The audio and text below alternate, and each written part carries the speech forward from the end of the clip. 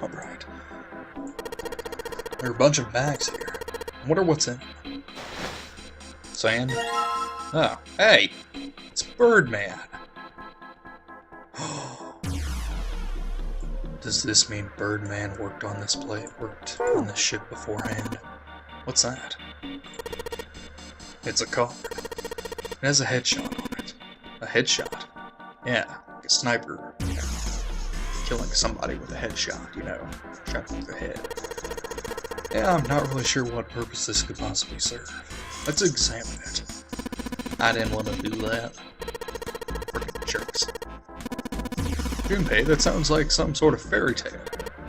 Really? I don't know, man. You ever think about how crates would reproduce? Doesn't sound like a fairy tale to me. Oh, that sucks. I missed, like, part of what they were saying. A card with a knife. You're not at all surprised by finding... Okay. Oh, there's Santas. Okay, then. So I guess we're gonna... Okay. There's 7. I mean, Snake. There's Clover.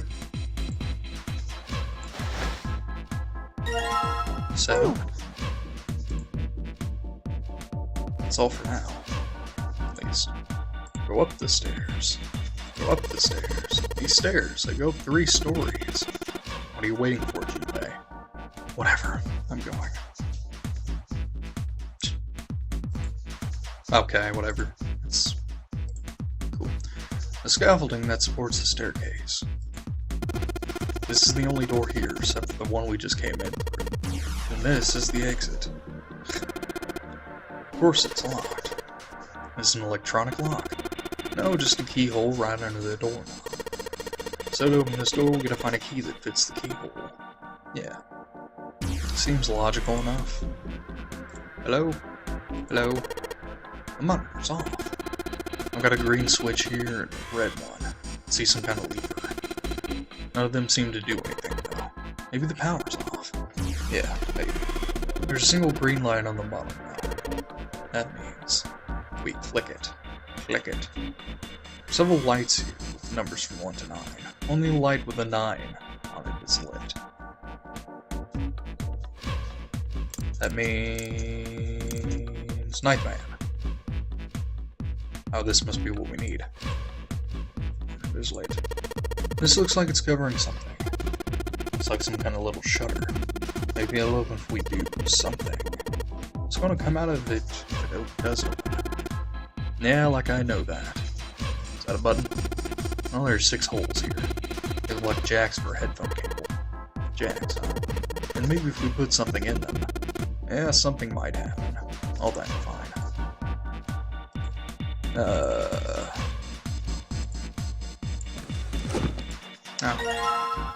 So, bags. So other than bags, we're gonna find boxes. What's that? What's that? Oh. Okay then. It's locked. I need the key. Why is everything locked in this place? All the boxes have numbers on them. Do they? Oh. I spent down and picked up something that had been sitting next to the box. Junpei took a look at this. Cards. Yep. There's a bonus. One card. Unless multiple cards were found. Nope. Just the Lotus card. Okay then. Over here. This is the only area with a fence around it. Junpei, you think you could take a look at that? Sorry, but no thanks. Why? I've, got a bad feeling about it. Okay, fine, pussy. I'll go. Please be careful, Santa. Yeah, but just in case. Wait, what's it going to do with that screw? I don't see what throwing a screw at a fence is. Ah, it's electrified. This. Oh man.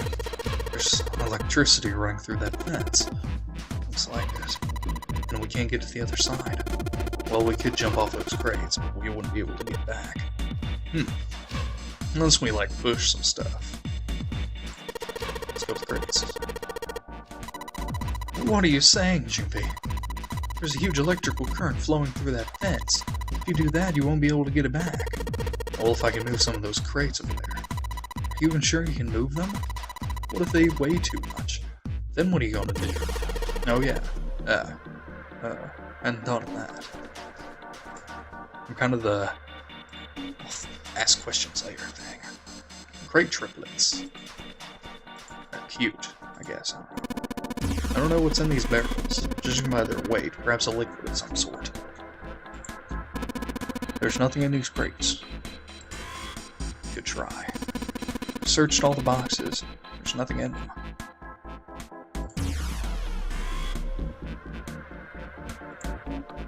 A box. There's nothing inside. What am I supposed to do then?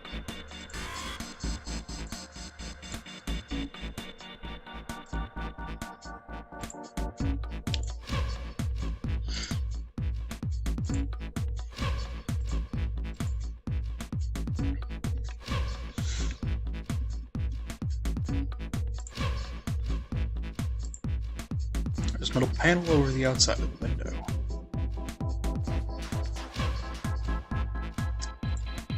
Cool, I guess.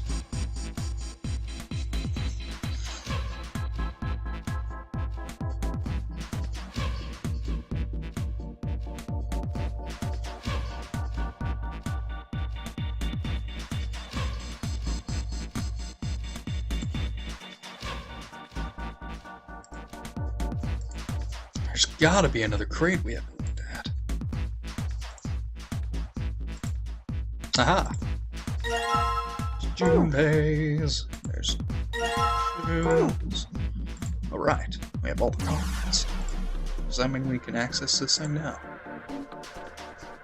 Oh god, they had finally collected all 9 picture cards. All that remained was to insert the cards into the slots at the front of each box. Junpei stared at the cards in his hands.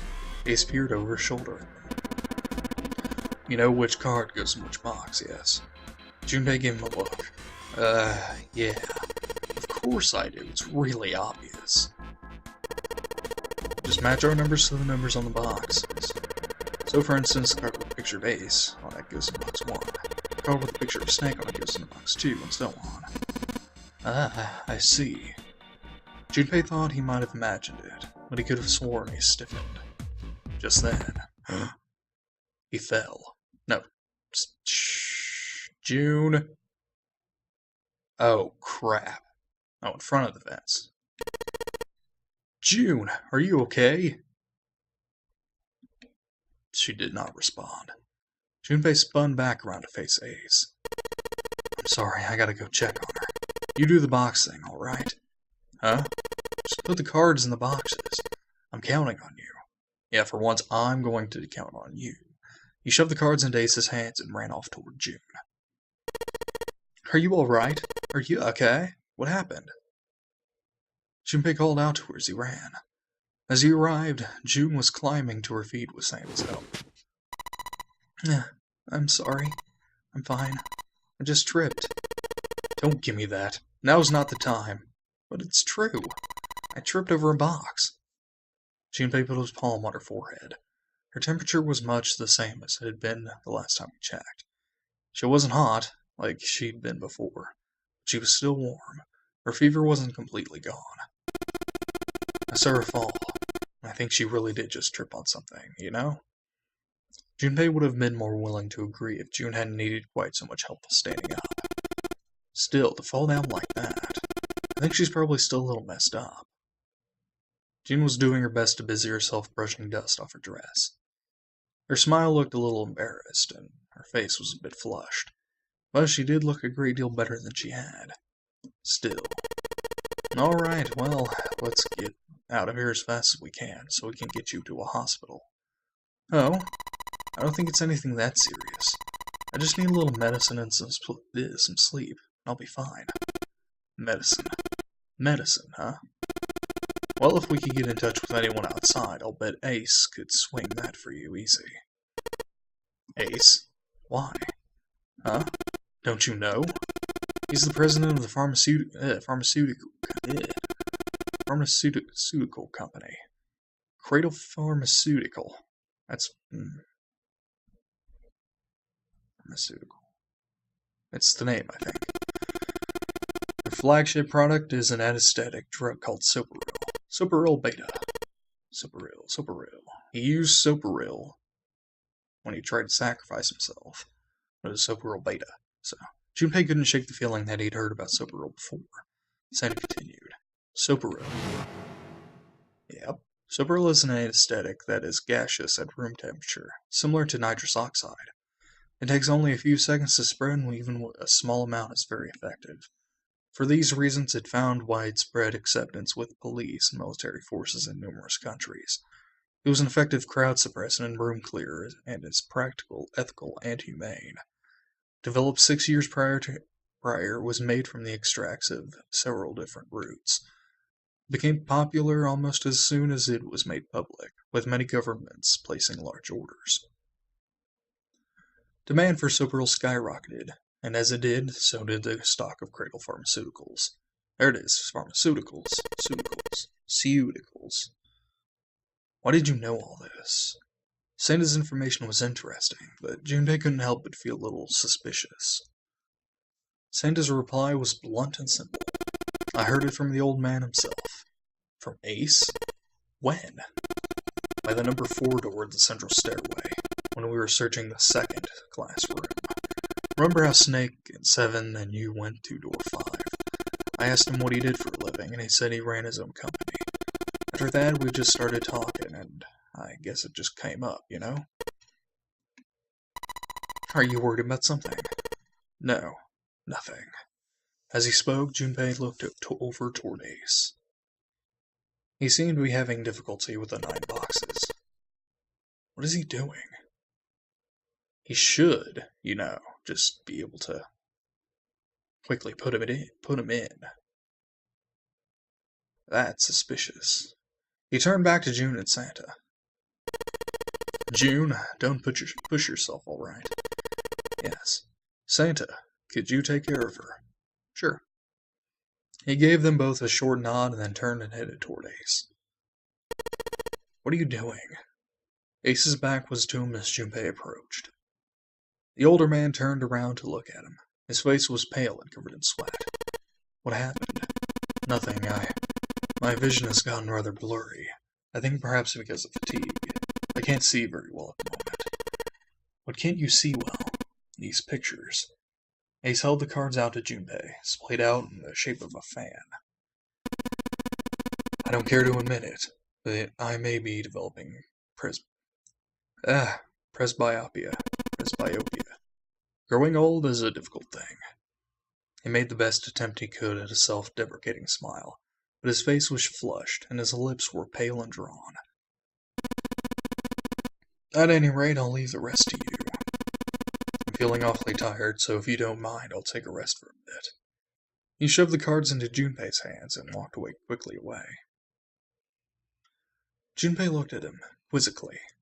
How could simply looking at cards have tired him out? Junpei looked down at the cards in his hands. All the pictures were quite clear and each person easily recognizable. Was Ace's vision truly so bad? What if it wasn't? What made him so uncomfortable? That was what Junpei remembered what he'd heard from Lotus much earlier. Prosopagnosia. Well, put simply, it means a condition where the mind can't distinguish between human faces. In other words, my face would look the same as Clover's, or even yours. So they can't remember faces, which is how most people recognize each other. That means that people with prosopagnosia have trouble recognizing even people they're close to. Maybe he's got prosopagnosia. Junpei took another look at Ace. He sat at the base of the stairs, looking quite depressed.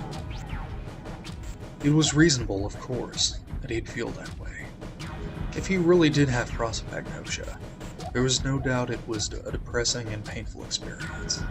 Still, Junpei didn't feel like patting him on the shoulder and telling him everything would be alright, it helped that much. Still, Junpei felt perhaps it was best he kept Ace's condition to himself, at least for the time being. Oh well. Doing his best to clear his mind for the task at hand, he turned back toward the boxes. It was time to solve the puzzle of the 9 boxes. 9 cards with pictures and 9 boxes. Junpei stared at them for a moment and then began. Ace's card went into box number 1, then Snake's went into box number 2. Santa's into 3, Clover's into 4, Junpei's into 5, June's into 6, Seven's into 7, Lotus's into 8.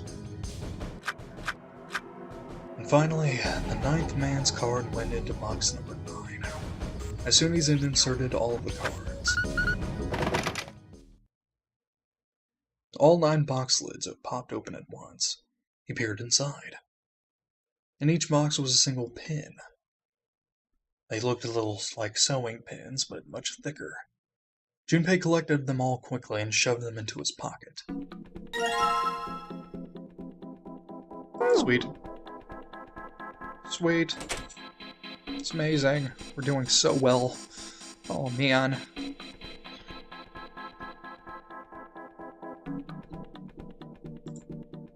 Well, there were like 9 jacks up here, right?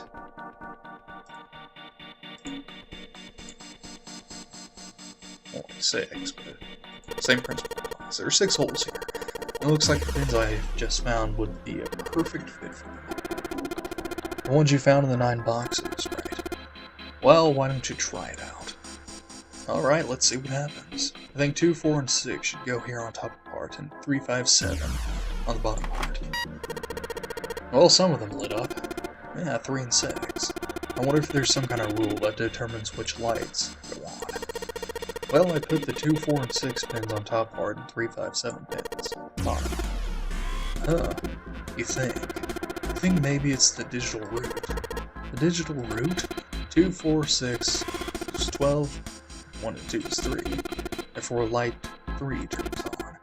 3, 5, 7 is 15, 15 is 6, or light 6 turns on. Makes sense, right? I see. The lights that match the digital root of the pins inserted in the top and lower parts will light up. So that's how it works. Well, there's one other thing I'd like to check. Well, if he wants to try, he certainly is welcome to. So, he'd put the 1, 2, and 3 pins on the bottom, on the top, and the 6, 7, and 8 pins on the bottom. Oh. They turned off. 6, 7, 8 is 21. The digital root of 21 is 3. Before light 3 turns on. 1, 2, 3 is 6. The digital root of 6 is 6. Before light 6 turns on. Oh, I get it now. The digital root for the pins you insert is the same as the number on the lights that are lit. Those lights turn off. Yeah, looks like that's the trick. Alright, now we know how it works. You want to give it a try? Wait, you mean you know what we're supposed to do with these lights? Well, no, but I figure we could try and see if we can turn them all on, you know? I figure something's gonna happen if we can manage that. Turn on the lights, huh? Okay, Junpei, let's make sure we know how this all works. Alright, pick one of the 6 holes, and pick one of the pins in your hand and insert it into the hole. Keep it up until all 6 of the holes are filled up. Once all the holes are filled up, the lights with the numbers that correspond to the digital roots of the pins in the upper and lower parts will turn on. However, if the digital root corresponds to a light that is currently on, that light will be turned off. The goal is to turn all the lights on. Alright, let's do it. Jesus Christ. Ugh. Okay, so 5, 4, and 1. That's 9, 10, 1 zeros. 1, 5, 4, 1. 5, 4, 1. And then 8, 2, 1. That's 12. That's 11. 2. It's 2. So 8. Wait.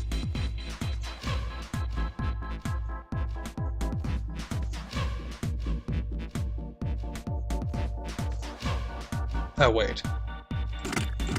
Shh. That doesn't work. Go 987. Okay. Now we can do 821.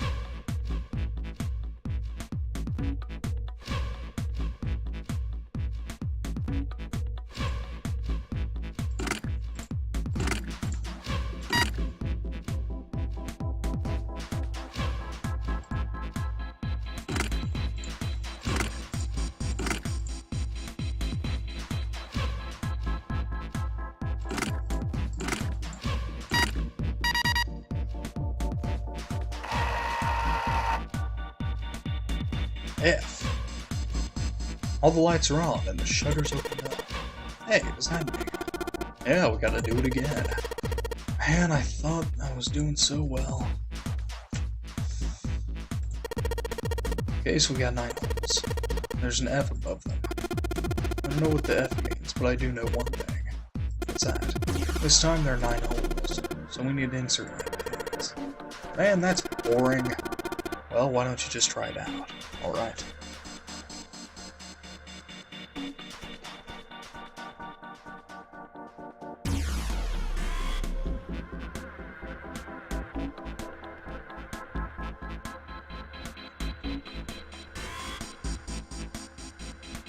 Okay. I don't freaking know. It's like Sudoku, isn't it? I like Sudoku. They're hard.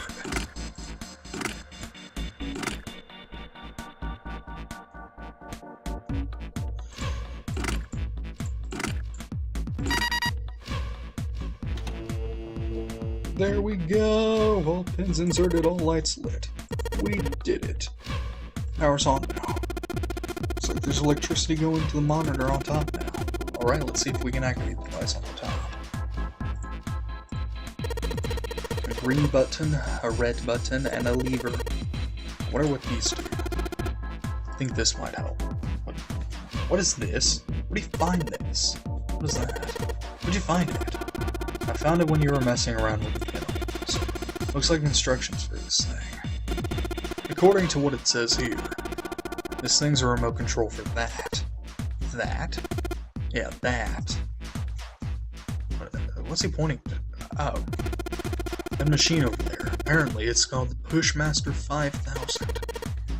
Are you serious? The Pushmaster 5000. I ordered a Pushmaster 3000 like a week ago. And they already have a 5000 out? Gosh, technology. See the coffin over on the top crates? Yeah. Don't you want to know what the deal is with it? I do. You want to check it out? You guys want to see a dead body? It's in the coffin. Alright, what do you think we're going to get there? Well, there's some crates on the right side of the fence that someone piled up like stairs. Maybe if we make a path to the coffin from there. How would we do that? Line up the crates, I guess. Yeah, that sounds about right. I guess this is just another of Zero's puzzles. Yeah. Anyway, let's give it a shot. Oh, looks like the Pushmaster 5000 runs off a battery. So to keep it from using up its energy too fast, it's been programmed so that it'll only start moving once its path has been completely programmed in. Alright, I'll keep that in mind. Monitor shows a top-down view of the area where we can move the machine. Once I want to send my orders to the Pushmaster 5000, I just pull the lever. Okay. Alright, let's give this a try. Sure thing. Just keep in mind that there's a limit on the battery, alright? The battery dies after 50 moves. At least that's what it says in the manual. 50 moves, huh? Also, keep in mind that the Pushmaster 5000 can't move the heavy metal crates, okay? Got it. Oh my gosh! When a square adjacent to the Pushmaster 5000 is touched, Pushmaster 5000 will move to that square. If there is a crate in the way, the Pushmaster 5000 will push up to a single crate. Move the crates appropriately and efficiently and fill the yellow areas. Do you want a Pushmaster 5000 in your home? Of course you do. Order now.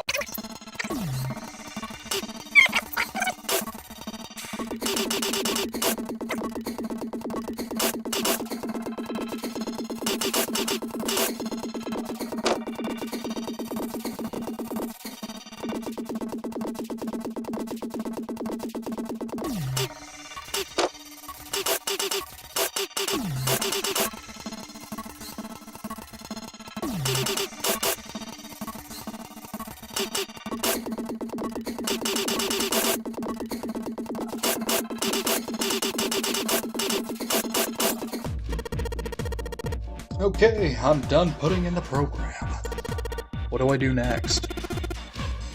Just be quiet and watch. See, it's moving already.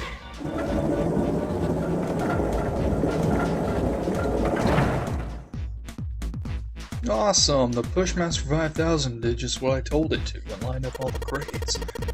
Great, now we can reach that coffin. I just need to climb up those crates over by the fence.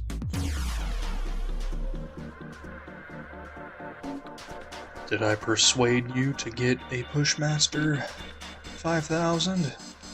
Hope I did.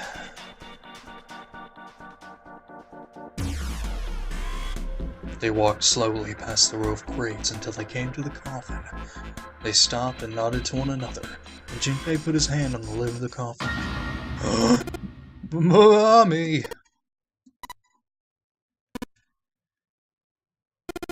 Just kidding. He smirked heartily at his own joke. Junpei grumbled and shook his head. Whatever, just open it. Junpei resisted the urge to remind Santa that he would have had it open a long time ago if Santa hadn't interrupted, and quickly threw off the lid of the coffin. They peered inside. A gun. Contrary to what they'd expected, the inside of the coffin was quite large. It was mostly empty, but not completely so. Laying on the bottom was a rusty key, next to the key. That's a nice gun. I want that gun. It's a gun? Yeah, a revolver. 6 shots. More than anything. More to kill enough. More than enough to kill anything that moves. It looks pretty old. I wonder if this is a replica? Junpei reached down slowly and cautiously picked up the revolver. In his hand, it felt heavy. He checked the cylinder.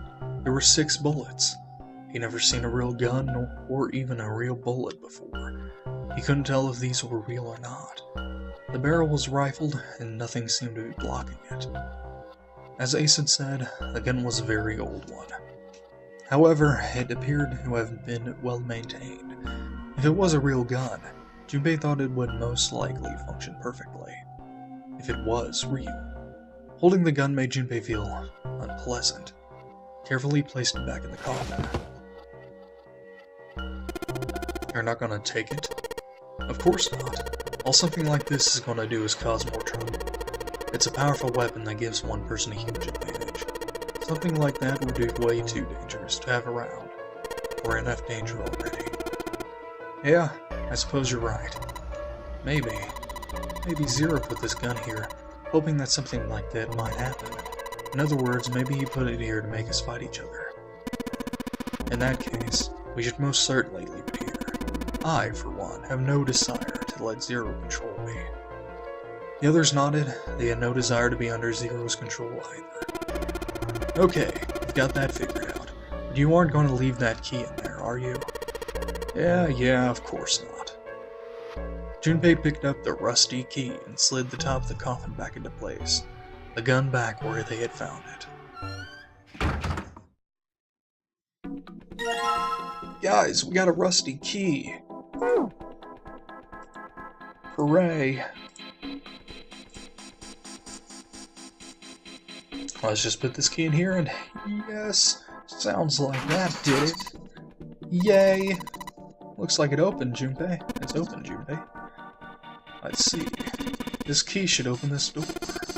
Hey, what are you waiting for? Let's go. I was going to wait a little while.